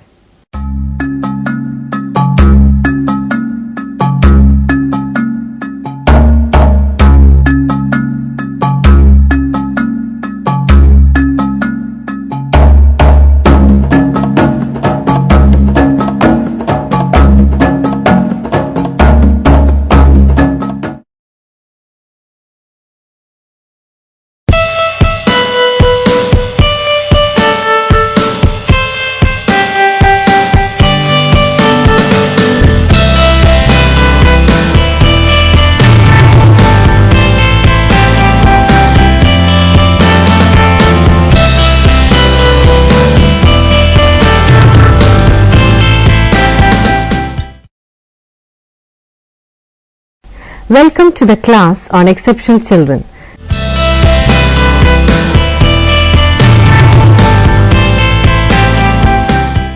In this topic, we will have a discussion on children who are exceptional.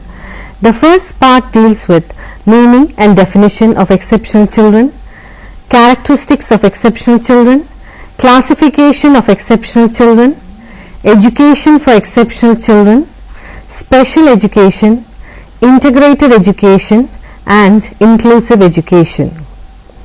Exceptional children.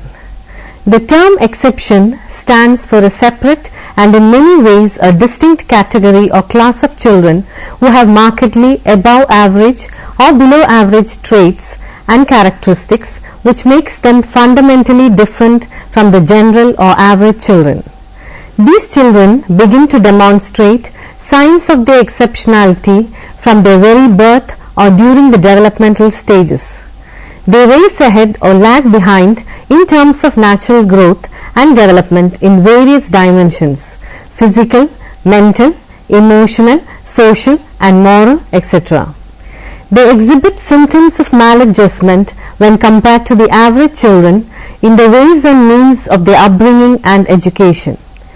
If we consider only the disabled in India, they are about 35 millions, which is more than the total population of many countries in the world.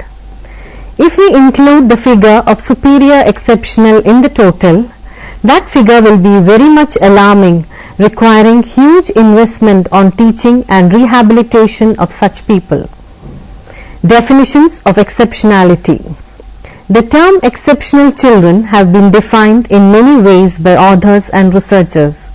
According to Telford and Sorey, the term exceptional children refers to those children who deviate from the normal in physical, mental, emotional or social characteristics to such a degree that they require special social and educational services to develop their maximum capacity. S.A. Kirk in his book Educating Exceptional Children has given this definition.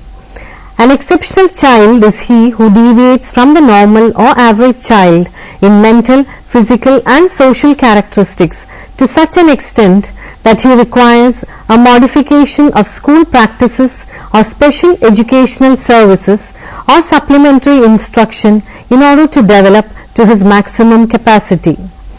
In the words of Crow and Co., the term atypical or exceptional is applied to a trait or to be a person possessing the trait if the extent of deviation from normal position of the trait is so great that because of it the individual warrants or receives special attention from his fellows and his behavior, responses and activities are thereby affected. Characteristics of exceptional children. These definitions highlight the following characteristics of exceptional children. Exceptional children deviate markedly from the average children. They deviate markedly from the average people in both directions, plus and minus of mean, physically, psychologically, intellectually, emotionally, socially, and these deviations are significant to such an extent that their adjustment with the normal in some situations becomes difficult. Exceptionality is manifested by performance that is superior or inferior to that of the average children. They come across learning difficulties in normal setting due to their defects and sometimes due to their superior qualities. If they are retarded or disabled in any area, their performance will be lower than the normal children, and if they are superior in any trait significantly, the performance will be higher.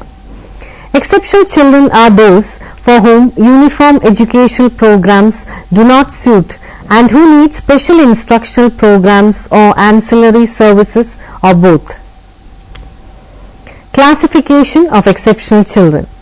Exceptional children can be of many types. They may be gifted, talented, creative, slow learner, underachiever, maladjusted, delinquent and handicapped, physical, intellectual, social and emotional. We will see two types of classifications first and then move on to particular types. There are many types of classification of exceptional children. Here we will have two main types of classification, one on the basis of general welfare and educational angle for the proper adjustment and development of the children. Second, on the basis of area or mode of deviations of the exceptionals. In the first classification, considering general welfare and educational angle for the proper adjustment and development of the children, the following types of children are usually included in the term exceptional children: physically disabled or handicapped children, mentally disabled or mentally handicapped children, gifted children, creative children, delinquent or socially handicapped children, emotionally disturbed children, learning disabled children, backward children or slow learners. By considering area or mode of deviations, the exceptionals can be classified into the following categories: intellectual deviance. Intellectual deviance may be in both directions from the mean. Mentally retarded come in the minus side, whereas gifted and creative come in the plus side from the mean. Mental retardation. They are less than 90 IQ on any intelligence test. They have special learning needs in areas requiring functional use of intelligence and adaptive behavior. About 0.96% of the school-going children are classified in this category. Giftedness and creativity. These children possess IQ more than at least 110. Creatives differ from gifted in the sense that they perform in superb manner in one or two selected areas in original manner. These children have special learning needs in areas requiring functional use of intelligence and artistic ability. About 3% of the school-going children come under this category. Sensory deviance. Here comes the deaf and dumb and visually impaired. They may be the people without the sense of taste or touch, but we are not concerned with these people because they don't pose any social problem and hence they are not discussed in the category of exceptionals. Visual impairment. The children who legally come under this category are those whose visual acuity is either 0, blindness, or less than 6.60 after correction, semi-blindness. These children have special learning needs in areas requiring functional use of vision. About 0.4 to 0.6% of the school-going children have been detected as visually impaired. Hearing impairment. Audible capacity of these children is very low. Due to this reason, they have special learning needs in areas requiring functional use of hearing. About 0.11% of the school-going children suffer from this problem across the world. Motor deviance. Crippled, orthopedically handicapped, speech defectives or epileptics come under this deviance. Speech impairment. Speech impairment is closely associated with hearing impairment because speech learning requires hearing.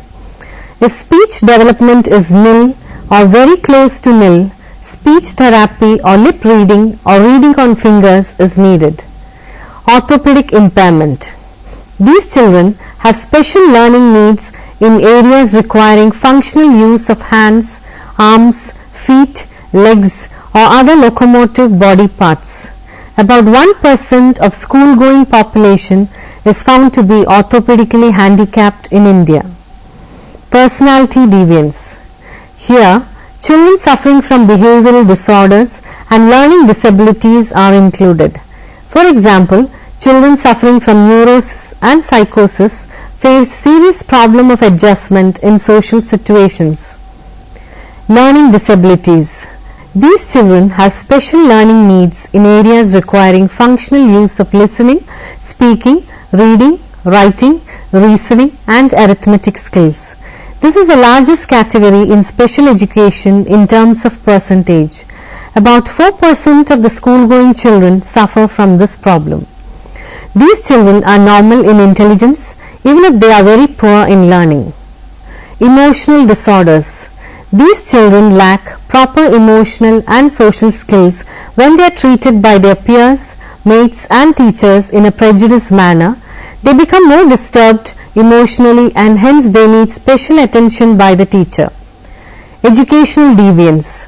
They are significantly different from the normals in academic achievement due to a variety of reasons in both directions. Educationally bright.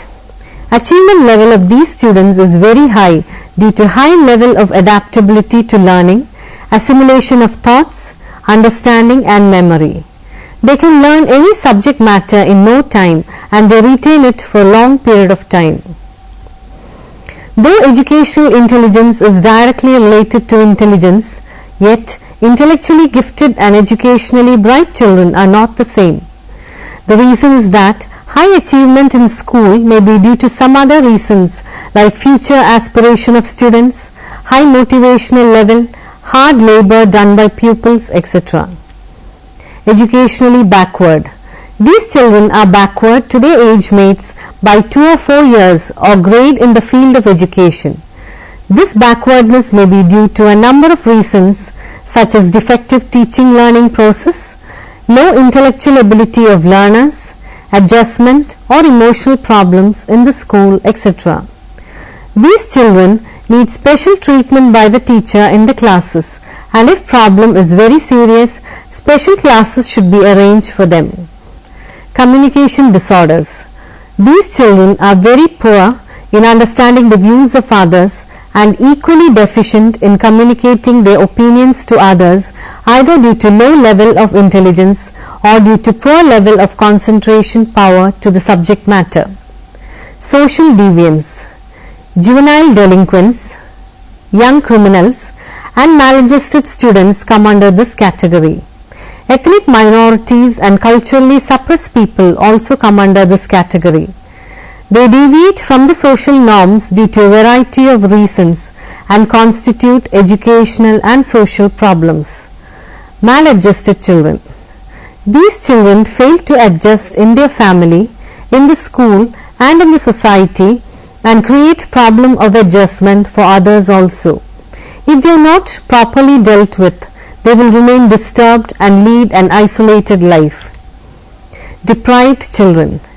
Feeling of deprivation develops in a child only after experiencing social, economic, educational and cultural inequalities. Juvenile delinquents. These young criminals are antisocial elements in the sense that they violate the social norms and legal structure. Committing crime is a fun for them. Traumatic brain injury. These injuries are caused by an external physical force or by an internal defect such as strokes. Children who are born with brain injuries are not included in this category. Multiple deviances. Many exceptional people deviate from the normal in more than one area. A blind man can be deaf also, or personality deviance is associated with multiple deviances. Such multiple exceptionality is an automatic process.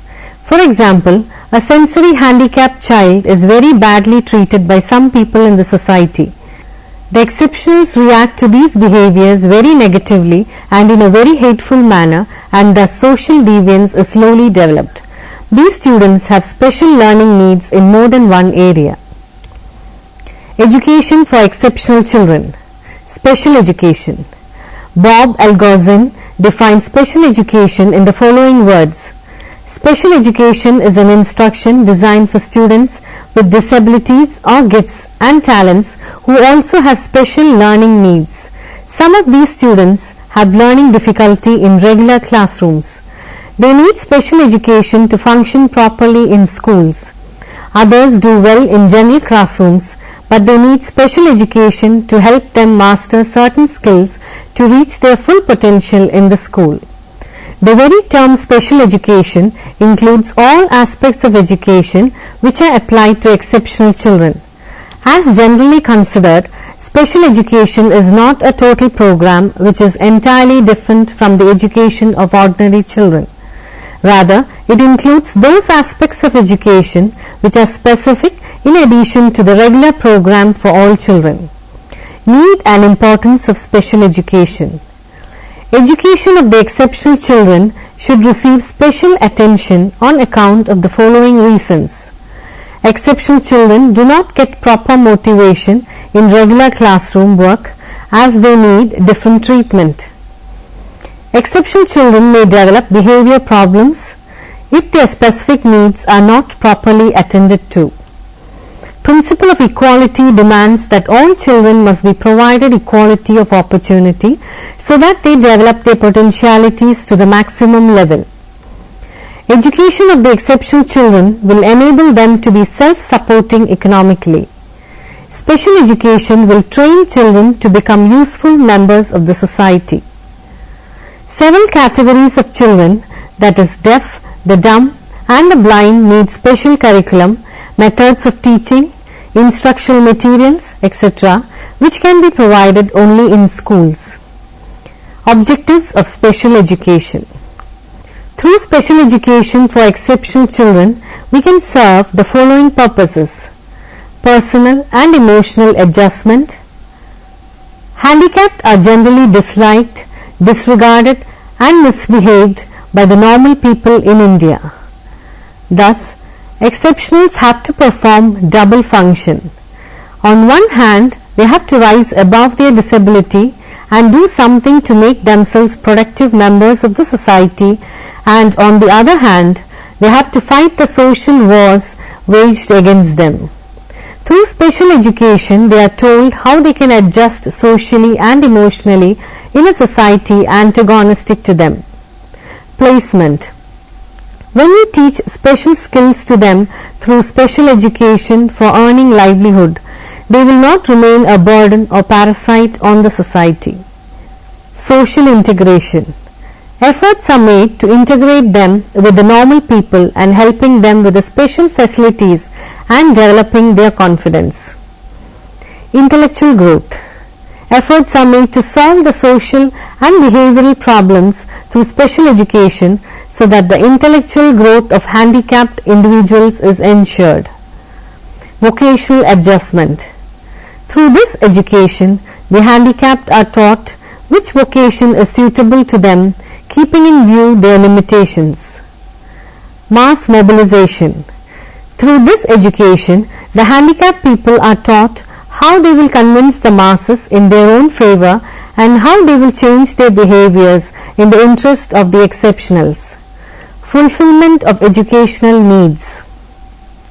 Exceptionals are no less than 4% of the total population in any community or country. They also have the right to get education like others. If they cannot be educated in normal setting, it is the duty of the state to educate them through special education programs. Only then the concept of universalization of education will turn into reality. Integrated education. The very term integration signifies the process of interaction of disabled children and normal children in the same educational setting. Of course, there are two separate terms which are very often synonymously used with integration. These terms are mainstreaming and normalization. Mainstreaming refers to integrating handicapped or disabled children into regular classes and helping them through specialized techniques. Sometimes integration is interchangeably used with normalization. The reason is that in integrated education, the disabled children are treated with normal children. Moreover, integrated education is an educational program in which exceptional children attend classes with normal children either on a part or full-time basis. Such a combination may be taken as social integration or academic integration or both. Importance of integrated education. Many of the educationalists nullify the idea of special education on the grounds that it never equalizes educational opportunities. Rather, it creates a feeling of differentiation among children. Special classes create a feeling of inferiority complex among disabled children.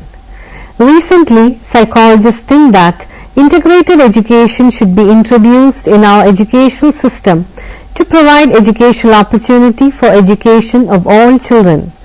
Educationists justify this type of education under following points. Normal mental growth is possible, social integration is ensured, academic integration is possible, principle of equality is maintained. Now we have to discuss about the role of a teacher in special and integrated education. No doubt, the education of exceptional children either in special school or in an integrated setup depends on the efficiency of the teacher. The following steps are noteworthy for effective teaching. Problems of children should be intimated to the parents by the teacher within a minimum span of time. Records of every child should be maintained properly by the teacher so that a program of action can be executed immediately. A teacher must have a clear concept of special education and integrated education. Remedial teaching programs should be worked out by the teachers which may be conducive for children with special educational needs. A teacher should prepare instructional materials to teach in integrated setups.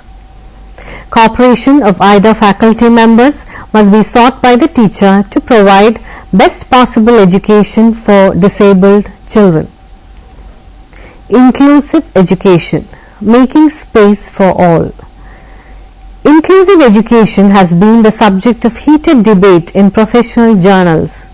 Inclusive education has emerged as a reform in the education of children with special needs. In a democratic country like ours, every child has a right to education. All children should be given an equal opportunity to learn to the limits of their capacities. For achieving this purpose, we have to provide an education, that is, inclusive education, a type of education that meets the needs of children. Inclusive education means welcoming all children without discrimination into regular or ordinary schools. It refers to the process of educating all children in the neighborhood school regardless of the nature of their disabilities. Inclusive education provides appropriate support services and supplementary aids for everyone involved in the inclusion process. The goal of inclusion is to prepare students to participate as full and contributing member of the society. Now let us summarize what we have discussed so far. In this session, we have discussed about exceptional children and their peculiarities. They were classified into two ways. One on the basis of general welfare and educational angle for the proper adjustment and development of the children, and second on the basis of area or mode of deviations of the exceptional.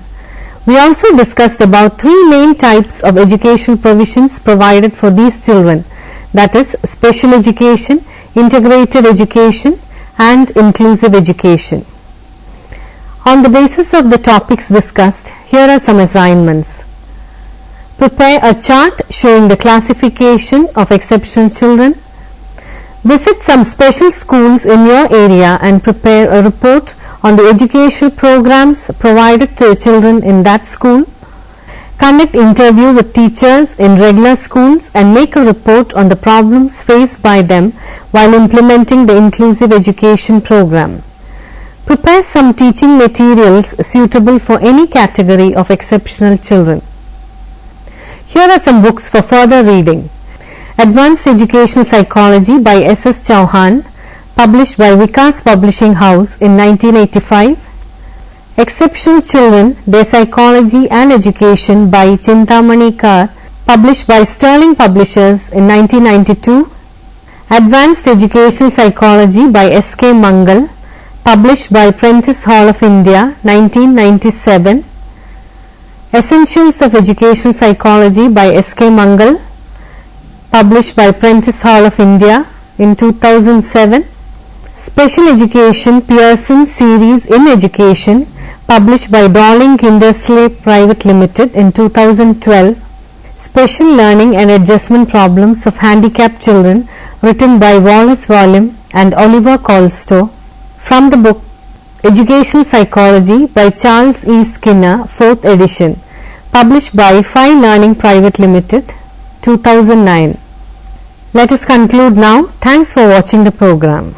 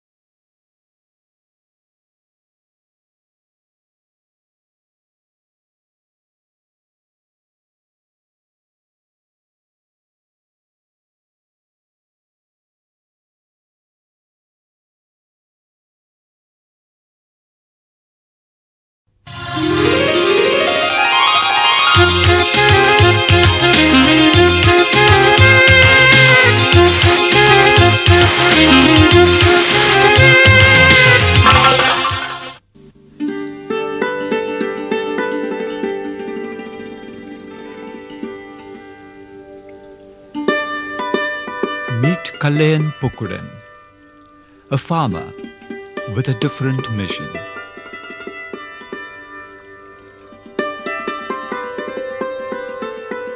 In his village, Parayangadi, in Kannur district of Kerala, he has been incessantly nurturing mangroves along the Parayangadi river banks.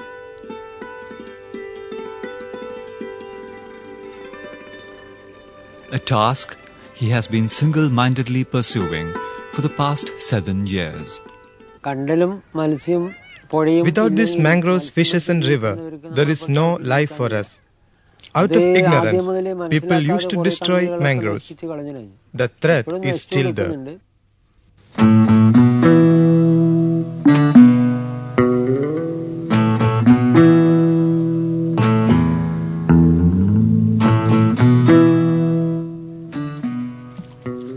Why has Pukkudan selected the solitary self-imposed mission of planting mangroves?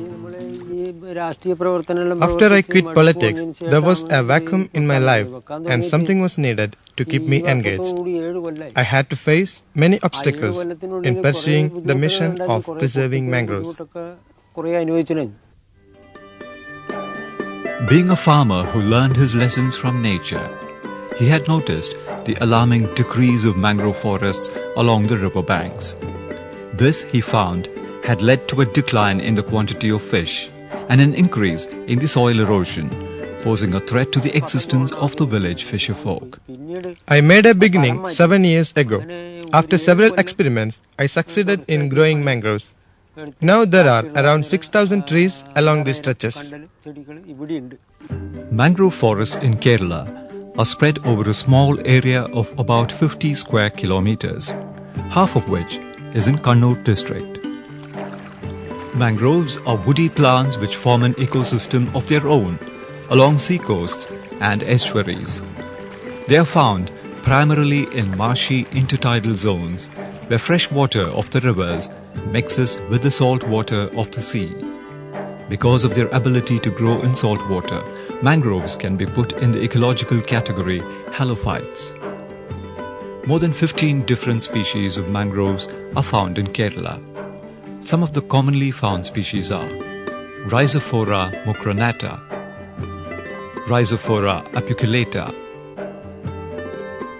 Acanthus ilicifolius, Bruguera cylindrica, and Aegiceras corniculatum. The flora of the ecosystem is made up of certain mangrove associates as well. Important among them are Calamus rotang, Pandanus canarinus, and Cerbera mangus. Due to their peculiar habitat, these plants exhibit a number of adaptations.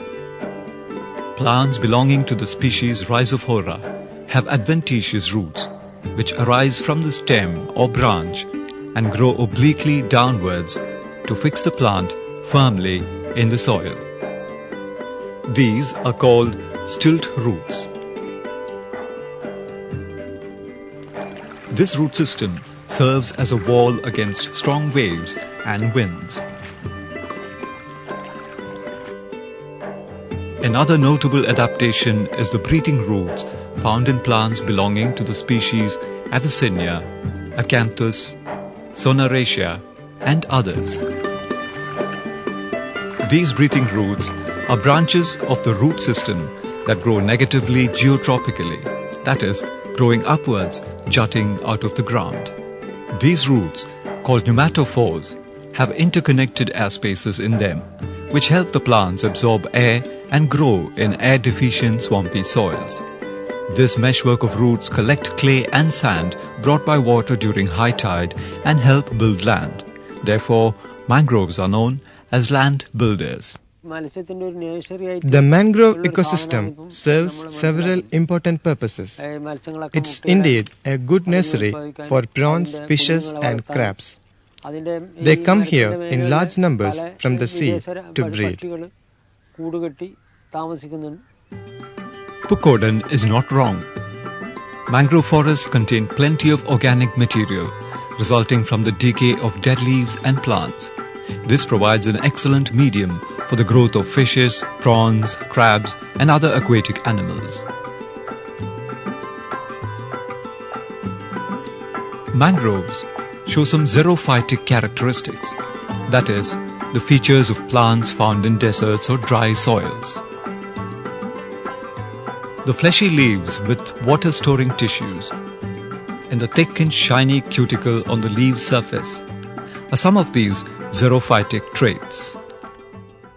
It wasn't easy to collect saplings. I have to go to far-off places to collect the saplings as they are not available in my locality. Quite a few species, such as the Bruguera, have adapted to viviparous germination. The solitary seed of the fruit, while on the mother plant itself, develops a pointed greenish radicle, the primary root. When fully mature, it falls down, penetrating the soil. The radicle will produce the root system, and the plumule produces the shoot system to grow under the care of the mother tree. Pukudan collects these saplings from far-off places and brings them to his home.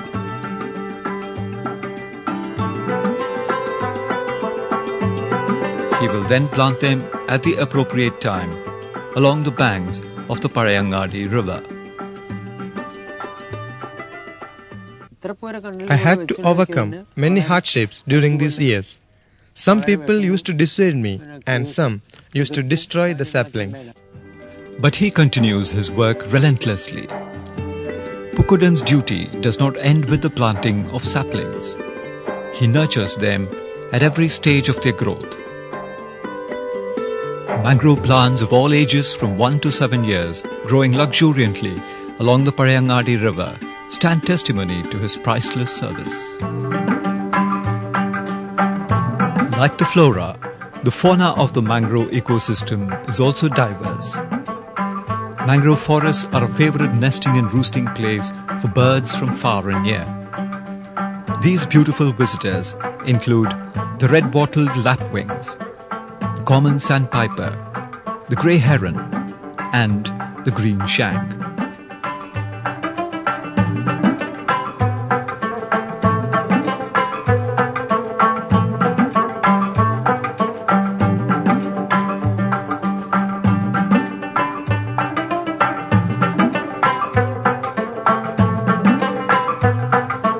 Edible mussels, barnacles, shells, and various kinds of other aquatic animals are abundant in the ecosystem.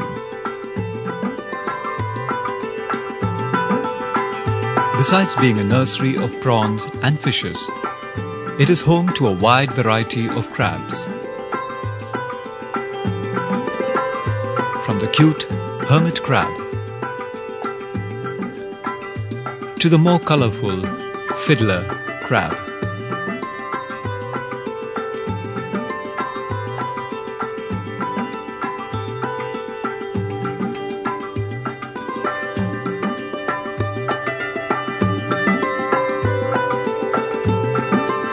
The mangrove ecosystem is also home to a variety of snakes. Entering the nearby fields and wells, and their utility value as a great supplier of fodder and firewood add to their merit. While planting the first set of mangrove saplings, Pukoden was not aware that his activity would help revive the ecosystem and contribute to the well-being of the people in and around it. Public attention and recognition soon came his way, but Pukoden continues to live a simple farmer's life, not bothering about the recognition. His only satisfaction is that he has become the torchbearer of a silent revolution for the protection of mangrove forests. Many movements have sprouted up in different parts of the state for the protection of mangroves. These movements assume importance in the light of the fact that acres of mangrove forests are being destroyed in the name of development. Pukoden's efforts are now being widely emulated. Recently, the Kerala State Forest Department, in association with the National Highways Department, has started a forestry park at Talasheri, near Kannur, where mangroves are being grown. Non-governmental organizations too have joined such efforts. Despite his failing health and eyesight, Pukuden continues with his noble mission. Where will we place him in history? A selfless lover of nature, or an ordinary being who silently pursued a revolution heralding a new trend to be followed by every one of us?